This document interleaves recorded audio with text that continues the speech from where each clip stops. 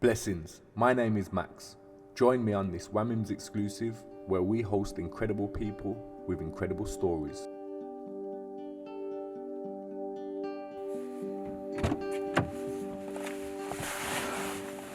Blessings, man like Maximus here.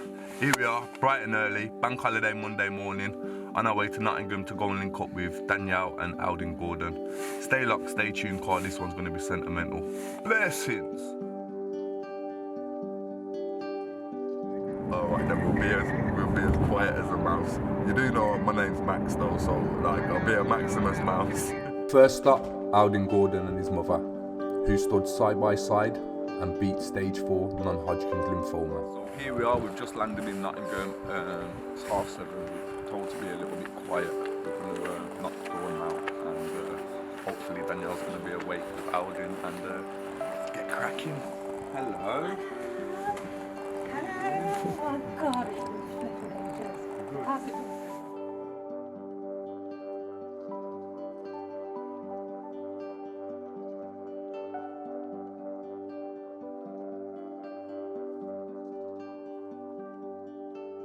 What they said to me in regards to maybe having him taken off me because I was almost refusing, and then obviously I went on to give him cannabis.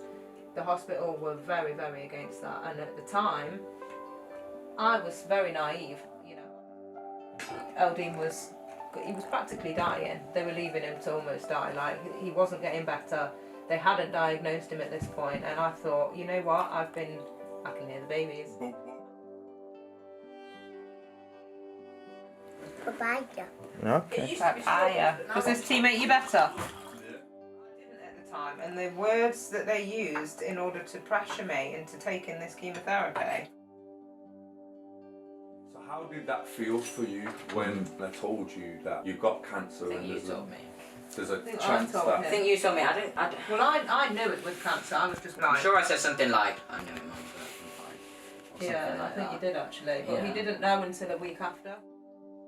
From the very start, I believed that I knew that this was something I had to go through, and I'm going to get through, and it's going to be a long journey. Even after I finished my first lot of treatment, I'm sure I said to you, like after my bell ringing, that I feel like I might relapse. Yeah, I knew. I literally did. As well. It was really. I just knew that it was something that had to happen again.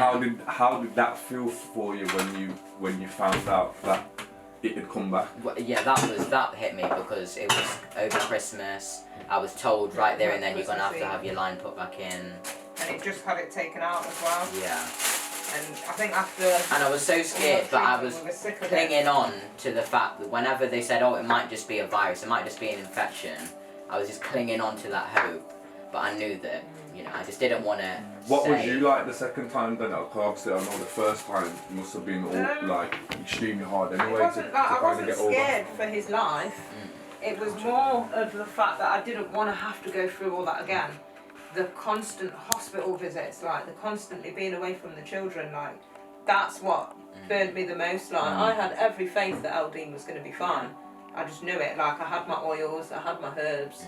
There was nothing that I felt like I couldn't heal at that point. That's for me, is one of the most, is the biggest things, is the positiveness. Yeah, like I you said, have to be.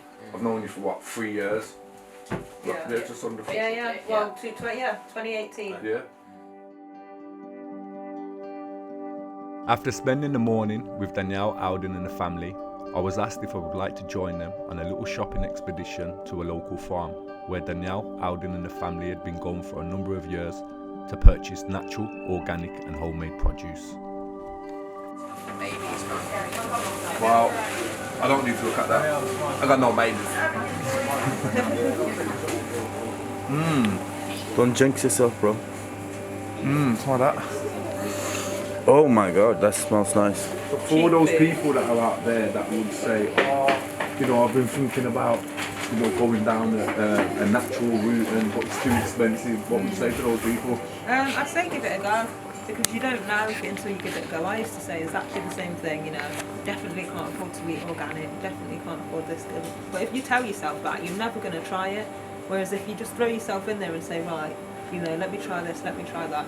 Like, it's not easy. When I first came into a shop like this some years ago, I was looking around and didn't know what to do with half of the stuff that was in here. Yeah. But it just takes that little bit of research, and when you actually research a good, tasty meal, once you've cooked it once, you know, you can do it again without having to keep Vegan looking at food, the once, cookbook. like, it is so tasty Yeah. cheaper than.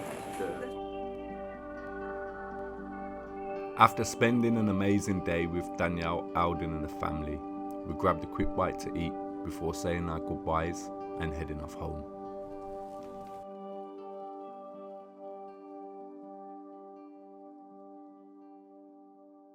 Next, meet T.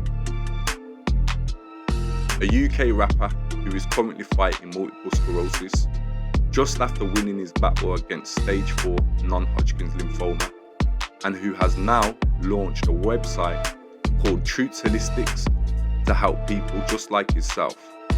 Here to share his story with us. So when did you find out that you had this cancer? Cancer. Alright, it's mad, you know, cause I was just saying this, talk to my bedroom over there about this. Do you know what I'm saying to you? Literally, how I found out I had cancer from, literally was, I was at my bedroom's yard. Then from my bedrooms, I've gone home to my nan's. But I'm not knowing nothing of it, you know what I'm saying to you? My granddad's there, hear me, RIP to him, you know what I'm saying to you, rest up. My man's there and he's like, yo, what's that on your neck? Look at your neck, innit? I'm saying, what are you on about?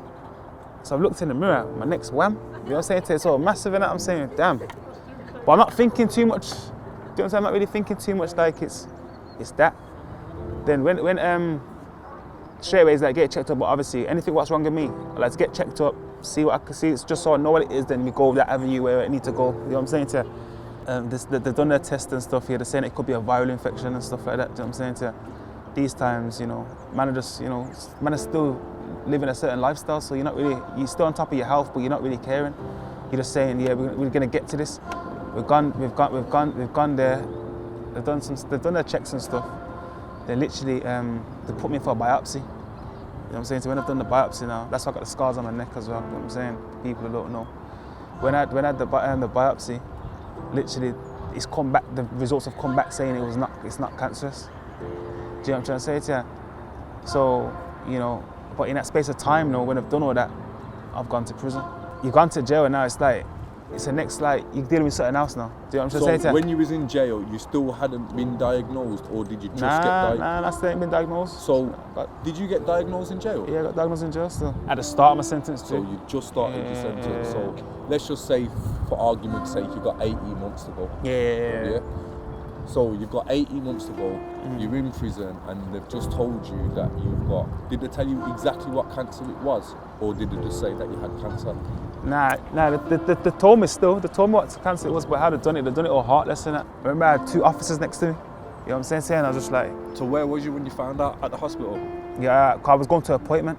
So you was at the outside hospital? Yeah, outside hospital, but obviously I got 2 officers with me. Yeah. Do you know what I'm trying to say to you? And then they've sat you down and said... Yeah. How did you feel when they told you that it was cancer? How did I feel? You know what? I felt angered. You know, like, you know what I'm saying. You know, you just feel angry at the world. Like, I'm thinking, you know what? I've had problems before with my health, and like, you know what I'm saying to you, like, I've even overcome swine flu and all these things, bro. Do you know what I'm trying to say to you? And different things that I done. I'm thinking, yo, this is all crazy. Do you know what I'm trying to say to you? Like, you know, certain things where this is why I'm the way I am now. Then, do you know what I'm trying to say to you? They literally, but when I was told, you know, I was more thinking, this is all crazy. To be honest with you, the scary part to it never kicked in until when I got back. Until you got out of jail? Nah, until I got back into my cell. You know what I'm saying? When it's like, you know, like you digesting, I didn't digest it then, shall I say? It got told to me, blunt and quick. I was looked at the officers, they looked at me, and, you know, just bam. Had to put on the front. Yeah, went back in a taxi. Bam, back to the jail. You know what I'm trying to say to you? Back to prison, and it was like, but that's when it sunk in them times. When you was on your own. Yeah. And when my mum was in front of me still, I didn't know what was going on. It's only when I've come out. It's only now, like really, like a couple of years ago, really in life, when my mum's really told me to really see where the doctors and that was more lazy with her and not telling me. I didn't really know the seriousness of it was then, basically, if that makes sense. Yeah. Do you know what I'm saying? So I just knew that I've got this is what I'm fighting, this is what I'm battling with. It's only later after it's like I know that, yo, man was on death's doors, innit?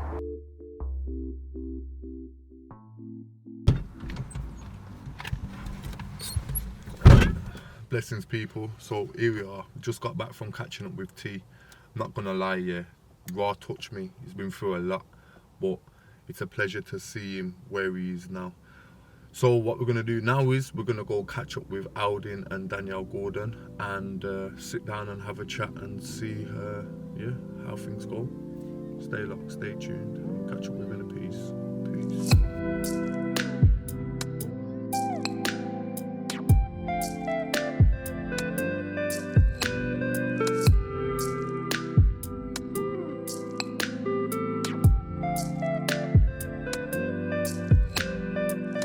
What is the thing that gave you the most confidence that you were going to be okay?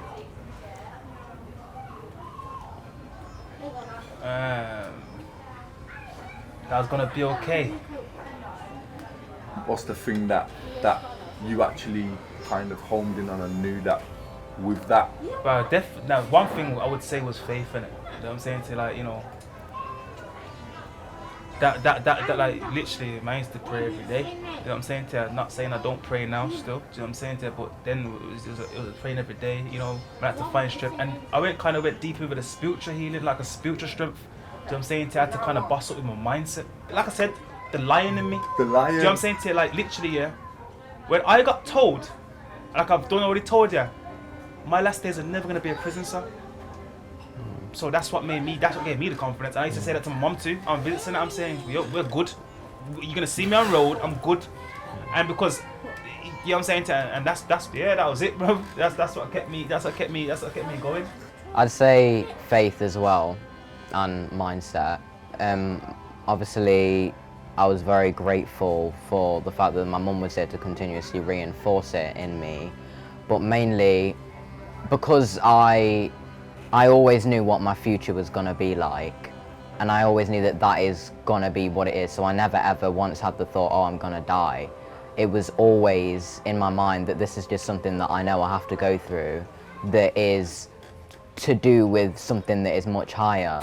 So the thing that really gave me the confidence is, my faith, my practice, my beliefs, my meditation, the natural healing that I was willing to do and that I had full belief in. How did it have an effect on your relationship? Because I know, like you said, T was in prison at the time where you were feeling a little bit of Resentment. Yeah, not resentment, so to speak. Disappointment. It was disappointment and resentment. Yeah, it was resentment. Okay. Yeah, Well, it was. even the We're resentment. keeping it real, fam. Do you think that may have? Okay. We became closer. If you didn't find out that T had that in jail, do you think that would have altered your relationship, or do you think it may have continued to go down a path of, because at the time you were quite separated, so it's kind of. Question. That's a good question. Because I was reckless. Yeah, and I loved my son, but I didn't like him because of his behaviour and his lifestyle. It just didn't tally with mine at that time. And if he hadn't had the cancer and he was in jail, I probably would have, by now, forgiven him and got over it. But at the time, it would have took me longer, definitely. So for any mothers out there that may be going through through a similar situation as what you're going through, or what you experienced with Aldin, do you know, what would you say to them? For anyone that's experiencing this or going through this, I'd say seek advice on holistic treatments and natural treatments as soon as possible. Don't underestimate that because somebody hasn't got a medical degree, it means that they're not more equipped or even better equipped than helping you heal. Now I look back at what we've been through and I get those emotions back again. Like, imagine if I had to just skip all the way back to the start again. Like, it's such a long process. And I think that as long as people can keep the faith that nothing in life is permanent, where things are always shifting, and in 10 years, if you can truly believe you're still going to be here, you're not going to be going through this. So just, Like I said, you have to be humble. Do you know what I'm saying to you? But sometimes it's okay to feel angry. Do you know what I'm saying to you? It's okay to feel angry with the situation, what's going on, because you think you're definitely questioning, saying, why me? Do you know what I'm saying to you? When you're seeing that person over there is all happy and you're thinking, why me? But literally, when you start to see, like I always said to myself, there's people going through worse. Do you know Do you know what I'm saying to you? And you know, they've got the strength to do the stuff and still be humble. So you need to be the same as well. So like anybody who's really out there going through it, like the main thing is never give up. Do you know what I'm saying to you? Never give up here, and you don't ever give up till it's over. Do you know what I'm saying to you? Yeah. Literally, no matter how low you are and how far gone you are, you never give up. Do you know what I mean? Like, at least give up with a fight. At least give up with a fight then. Go out with a bang. Go out with a bang. You know what Yeah. I'm saying? To know Say you that. did everything. Yeah, people around said, yo, they did everything they actually could, you know. It was their time. Do you know what I'm trying to say to you? It weren't our time. Do you know what I'm saying to you? End of the day, and literally, there's many other people out there who will see this now, and just to make it all, no, it's not your time either. Do you know what I'm saying? Say to you, but you have to believe that. As a mother, if you've got, you know, a child or young person who you know who's got cancer, be that voice for them. Beat down the doors. Don't feel afraid to beat down the doors. Find a support system. It doesn't need a load of people, 2 people, if that, you know, and just be that voice. Be that voice for that person who's sick, so they can concentrate on their getting better. You know.